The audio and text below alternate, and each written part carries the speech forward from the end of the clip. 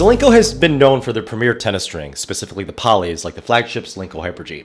But they also have had a recent resurgence into the racket market after a long pause from the original racket line, from I think like 2016 or so. Coming in at 305 grams strong with an open string pattern, a middle of the road, 21.7 millimeter constant beam width. Let's see if this Whiteout can live up to Solinco's promise of precise control and a feel-oriented racket. This is the Solinco Whiteout 305 16x19 tennis string review.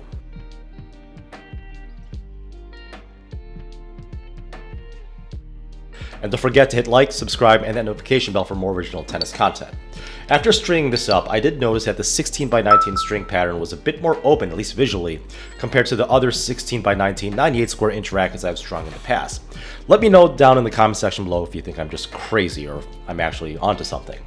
On the tennis court, this racket felt way faster than sub 300 gram rackets I've played with in the past. Honestly, this might be the quickest racket I've ever play tested in terms of how fast it cut through the air going through the contact point, no matter what static weight the racket is. To boot, normally when rackets are quick through the air, they lose a bit of accuracy to the unstableness, the lack of mass. But I'm happy to report that this is a very accurate racket, even when you take into account how quick it is. The power from the baseline was also apparent without being overbearing.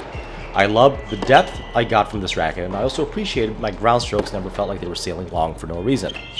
Along with the subject of power, the racket does have a massive sweet spot on the groundies. The only time I felt like I mishit the ground strokes was when I basically was hitting the ball towards the frame itself. Concerning the serves, I can honestly say that this is the best racket for flat serves. The amount of pace and speed I can inject into flat serves felt unmatched by even the most power-oriented rackets. I'm looking at you, Babolat Pure Drive.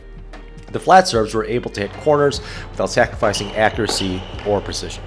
As for the kick and slice serves, it also might be the super open string pattern, but I was able to really kick serves up and over my opponent's backhands and dive sliders away from my opponent's forehand return, assuming they are righty. Make no mistake, overall, this is probably the best racket for serves I've play tested in my lifetime, for flat, kick, and slice serves.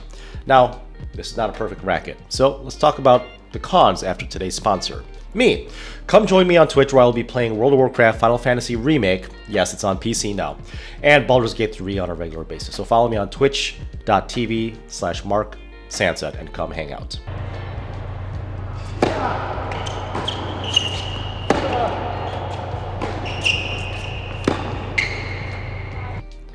There are only 4 negatives about this racket, and 3 of them can be remedied very, very easily.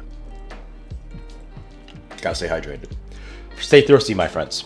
First of all, the slices, specifically the backhand slices, floated just a little too much. Not necessarily long, but floated higher than I wanted to. This led to my opponent being able to set up on a relatively routine forehand approach sometimes.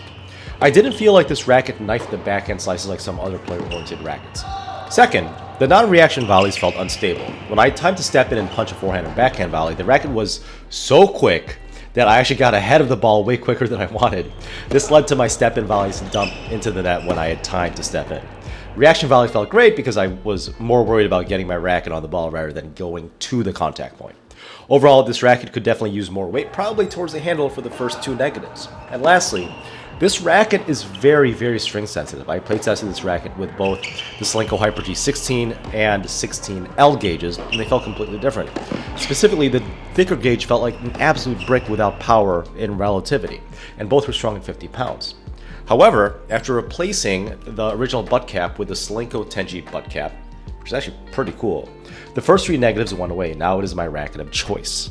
It's damn near perfect for me. Well, what do you guys think? Have you played with this Solinco Whiteout frame? Let me know in the comments down section below if I hit the sweet spot or if I completely shank this one. As a disclaimer, Solinco did send me this racket for free along with 2 packets of the Solinco Hyper G 16L strings, but they did not pay me to do this review, nor did they have access to the review before it was released to the public. And I know that some of you are probably going to say this, and yes, this racket is almost 4 years old. And they are due for a new updated version of the Solinco Whiteout, and I might have that review up for you guys sooner than you think. And as always,